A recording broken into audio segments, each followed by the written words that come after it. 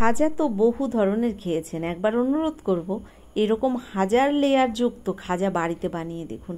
এতটা সুন্দর হয় দেখতে আর খেতে অপূর্ব টেস্ট হয়। যেমন দেখতে সুন্দর তেমন কিন্তু খেতেও ভীষণ টেস্ট, আর বানিয়ে নেওয়া খুবই সহজ। চলুন একবার আপনারা দেখে নিন, তাহলে আপনারাও বানিয়ে নিতে পারবেন।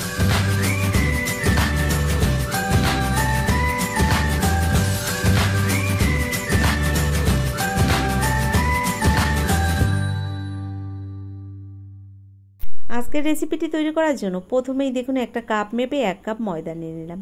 এর মধ্যে দিয়ে দিলাম কিছুটা কালো জিরে। এবার দিয়ে দিচ্ছি এখানে বেকিং সোডা। এখানে কিন্তু বেকিং পাউডার দিলে চলবে না, বেকিং সোডাটাই ব্যবহার করতে হবে। 1 চামচের 10 ভাগের 1 ভাগ দিয়েছি আমি বেকিং সোডা। 3 চামচ দিয়ে দিলাম আমি এখানে ঘি। এবার সব কিছু ভালো করে হাত দিয়ে মিশিয়ে নিতে হবে। তো দেখুন এখানে আমি ময়ামটা এবার মেখে নিচ্ছি। হাত দিয়ে ভালো করে আমি এভাবে ডলে ডলে ময়ামটাকে মেখে নিচ্ছি। আর ময়ামটা এমনভাবেই মেখে নিতে হবে, দেখলে আপনারা ঠিক বুঝতে পারবেন। ময়দাটা আমি হাতের মুঠোর মধ্যে নিয়ে এলে একদম দলা পাকিয়ে যাবে। দেখুন আমি একবার আপনাদের দেখাচ্ছি কেমন আমি মেখেছি। দেখুন এখানে আমি হাতের মুঠোর মধ্যে আনলে এরকম দলা পাকিয়ে যাচ্ছে। ঠিক এরকম অবস্থায় আমি অল্প অল্প জল দিয়ে ময়দাটাকে সুন্দর করে মেখে নেব। আর খুব একটা নরম করে আমি এই ময়দাটা মাখবো না, একটু শক্ত করেই মাখবো। নমস্কার বন্ধুরা, কেমন আছেন সবাই? নিশ্চয়ই সবাই ভালো আছেন, আমিও ভালো আছি। টিয়ার রান্নাঘর থেকে আমি তন্দ্রা আজ নিয়ে এলাম 1000 লেয়ার যুক্ত খাজার একটা রেসিপি। সম্পূর্ণ ভিডিওটি দেখার অনুরোধ রইল। আর ভিডিওটি দেখতে দেখতে যদি আপনাদের ভালো লেগে যায় অবশ্যই একটা লাইক দিয়ে, যারা এখনও আমার চ্যানেলটিকে সাবস্ক্রাইব করেননি অবশ্যই আমার চ্যানেলটিকে সাবস্ক্রাইব করে আমার পাশে থেকে যাবেন। ময়দাটাকে মেখে আমি সাইডে রেখে এখানে একটা বাটির মধ্যে নিয়ে নিলাম 2 চামচ পরিমাণে কর্নফ্লাওয়ার, আর তার সঙ্গে দিয়ে দিলাম কিছুটা সাদা তেল। এভাবে ভালো করে ফেটিয়ে একটা ঘির মতো বানিয়ে আমি রেখে দিলাম সাইডে। এদিকে দেখুন গ্যাসের উপর একটা কড়াই গরম বসিয়ে দিয়েছি। ওই কড়াইয়ের মধ্যে দিয়ে দিলাম আমি একটা কাপ মেপে 1 কাপ চিনি। ঠিক ওই কাপ মেপেই দিয়ে দিলাম আমি 1 কাপ জল।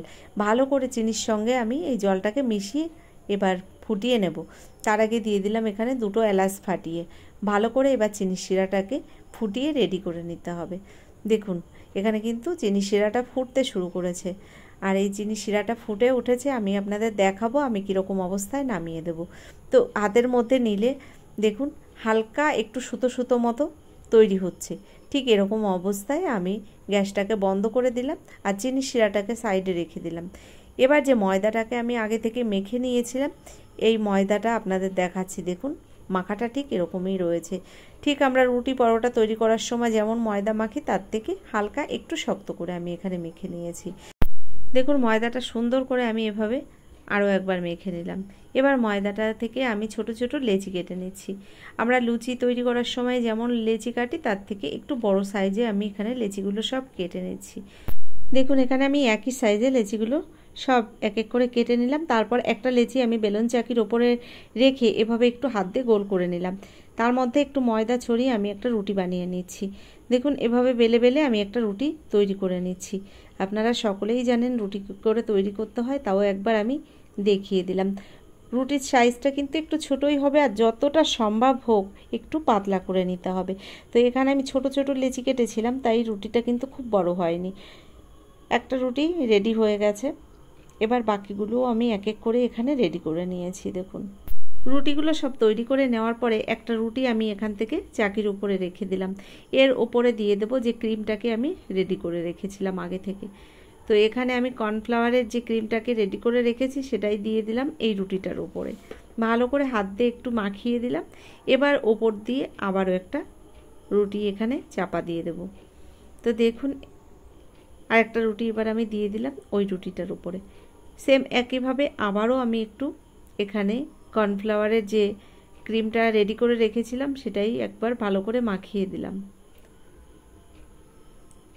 দেখুন এভাবে আমি এক এক করে এই রুটিগুলোকে কিন্তু সাজিয়ে নেব। তো এক এক করে এখানে রুটিগুলোকে সব আমি সাজিয়ে দিয়েছি, আর রুটিগুলোকে একটু বেলে তারপর বড় বানিয়ে নিচ্ছি। দেখুন তো বন্ধুরা এখানে রুটিটা ছোট্ট সাইজে বানিয়ে নিলেও কোনো অসুবিধা নেই। এই রুটিগুলো একসঙ্গে যখন এভাবে বেলে নেওয়া হবে তখন কিন্তু ওই রুটিটা বড় হয়ে যাবে। তো কতটা বড় হয়ে গেছে দেখুন। এবার এভাবে চেপে চেপে আমি কিন্তু বড় করে একটা রুটি বানিয়ে নিলাম, আর ওপর দিয়ে আবারও একটু ক্রিম ছড়িয়ে দিলাম। এবার হাত দিয়ে ভালো করে মেখে নিচ্ছি। তো এখানে দেখুন বড় রুটিটার উপরে আমি আবার ক্রিম লাগিয়ে দেওয়ার পরে একটু গুঁড়ো ময়দা ছড়িয়ে দিলাম। আর এবার আমি এই রুটিটাকে একটু ভাঁজ দিয়ে নিচ্ছি। দেখুন ঠিক এভাবেই একটা ভাঁজ দিয়ে নিলাম। এটা মুখে বলার থেকে আপনারা দেখে নিলেই সুবিধা হবে।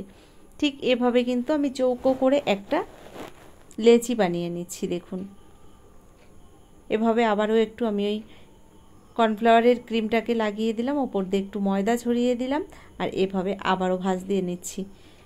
তো এভাবে যদি বানিয়ে নেওয়া হয় তাহলে কিন্তু অসংখ্য লেয়ার যুক্ত এই খাজাটি তৈরি করে নেওয়া যায়। তো দেখুন এখানে আমি একটা চৌকো সাইজের রুটি বানিয়ে নিয়েছি। এই রুটিটাকেও আমি আবারও ভাঁজ দিয়ে বেলে নেব। তো এই ভাঁজগুলো যতবার দেওয়া হবে ততটাই কিন্তু সুন্দর লেয়ার চলে আসবে। এবার দেখুন আবারও একটু আমি বেলে রুটিটাকে বড় বানিয়ে নিচ্ছি। তো দেখে বুঝতে পারছেন অনেকটাই মোটা রেখেছি, আর এই রুটিটা পুরোপুরি এবার রেডি হয়ে গেছে। এবার দেখুন রুটিটা আমার এখানে তৈরি হয়ে গেছে। এই রুটিটাকে আমি এবার কেটে নেব। তো সাইডের অংশগুলো আমি এক এক করে কেটে বাদ দিয়ে দেব। এভাবে আমি সাইডের অংশগুলোকে কিন্তু একটা ছুরি দিয়ে কেটে নিচ্ছি।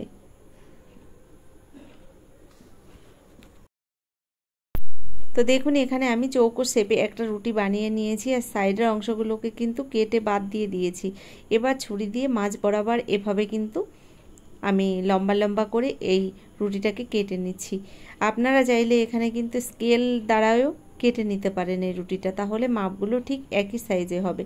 তো আমি এখানে হাত দিয়েই কেটে নিয়েছিলাম। তো দেখুন রুটিগুলোকে এভাবে আমি একই সাইজে কেটে নিয়েছি। এবার এই সাইডের অংশটাকেও আমি কেটে একটু বাদ দিয়ে দেব।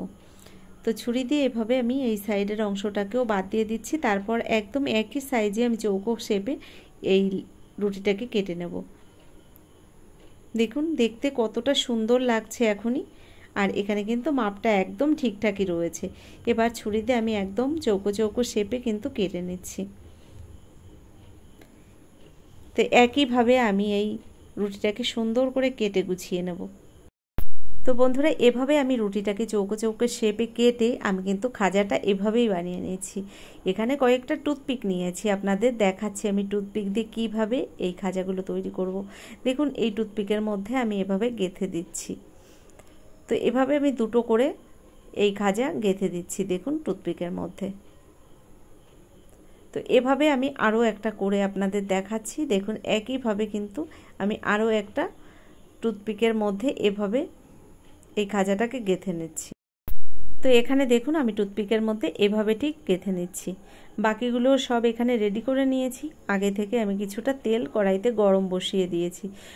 তেলটা হালকা একটু গরম হয়ে উঠলে আমি ওই তেলের মধ্যেই দিয়ে দিলাম যে খাজাগুলোকে বানিয়ে রেখেছিলাম। তো খাজাগুলোকে এভাবে আমি বেশ কিছুক্ষণ হালকা আঁচে ভেজে নেব। বন্ধুরা এখানে একটা কথা মাথায় রাখতে হবে, তেলটাকে কিন্তু হাই ফ্লেমে একদমই গরম করে নেওয়া যাবে না। এভাবে হালকা আঁচে রেখেই কিন্তু এই খাজাগুলোকে ভেজে নিতে হবে। তো দেখুন খাজাগুলো কিন্তু আস্তে আস্তে এখানে ফুলতে শুরু করেছে, আপনারা দেখেও কিছুটা বুঝতে পারছেন। খাজাগুলো যতটা পাতলা ছিল এখন কিন্তু অতটা পাতলা নেই, অনেকটাই মোটা হয়ে গেছে। আর দেখুন কতটা ফুলে গেছে খাজাগুলো। এভাবেই আমি হালকা আঁচে খাজাগুলোকে সব ভেজে তারপর নামিয়ে নেব। বন্ধুরা আমার চ্যানেলে কিন্তু আমি বেশ কয়েকবার খাজা গজা এই ধরনের রেসিপি আপনাদের দেখিয়েছি, তবে এই রেসিপিটি এত সুন্দর হয়েছিল আপনাদের কি বলবো, ভীষণ সুন্দর হয়। আপনারা একবার হলেও বাড়িতে এভাবে বানিয়ে দেখবেন। আর আমি এখানে যে টুথপিকগুলো ব্যবহার করেছি, এই টুথপিকগুলো ব্যবহার করার একটাই কারণ, আমি যদি টুথপিকগুলো ব্যবহার না করতাম তাহলে কিন্তু এখান থেকে এই খাজাগুলো আলাদা আলাদা যে লেয়ারগুলো রয়েছে এগুলো কিন্তু ছাড়িয়ে যেত। তাই এখানে টুথপিকগুলো আমি এভাবেই ব্যবহার করেছিলাম যাতে লেয়ারগুলো আলাদা না হয়ে যায়। তো দেখুন এভাবে আমি এক এক করে সব ভেজে নিয়েছি, আর কালারটাও কিন্তু চেঞ্জ হয়ে গেছে। কাঠিগুলোকে এভাবে আমি বের করে নিচ্ছি। তো এখানে দেখুন খাজাগুলো সব ভাজা হয়ে গেছে। এবার আমি এই খাজাগুলোকে নামিয়ে নিচ্ছি।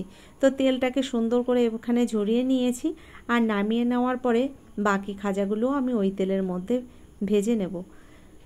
তো বন্ধুরা দেখুন এখানে আমি খাজাগুলো এক এক করে কিন্তু ভেজে নিয়েছি। সব খাজাগুলো সব ভাজা হয়ে গেছে। আর এদিকে যে চিনির শিরাটা আগেই আমি রেডি করে রেখেছিলাম, চিনির শিরাটাকে একটু গরম বসিয়ে দিয়েছি। গরম চিনির শিরার মধ্যে আমি ভেজে রাখা খাজাগুলো এক এক করে দিয়ে দিলাম। এভাবে নেড়ে চেড়ে ভালো করে আমি চিনির শিরার সঙ্গে কিছুক্ষণ ফুটিয়ে নেব। তো এভাবে চিনির শিরাটাকে আমি একবার ফুটিয়ে নিয়েই আমি গজাগুলোকে নামিয়ে দেব। এখানে গজাগুলো রেডি হয়ে গেছে পুরোপুরি। এবার নামিয়ে আপনাদের দেখাবো কেমন হলো। তো বন্ধুরা কেমন লাগলো আজকের রেসিপিটি অবশ্যই কিন্তু একটা লাইক দিয়ে কমেন্ট করে জানাবেন। যারা এখনও সাবস্ক্রাইব করেননি আমার চ্যানেলটিকে, অবশ্যই আমার চ্যানেলটিকে সাবস্ক্রাইব করে আমার পাশে থেকে যাবেন। কথা বলতে বলতে এখানে কিন্তু খাজাগুলোকে আমি নামিয়ে নিয়েছি। এর একটু ঠান্ডা করে আপনাদের দেখাচ্ছি। দেখুন কতটা লেয়ার হয়েছে এর ভেতরে, এতটা সুন্দর হয়। অবশ্যই আপনারা একবার এভাবে বানিয়ে দেখবেন। ধন্যবাদ বন্ধুরা, ভালো থাকবেন সকলে।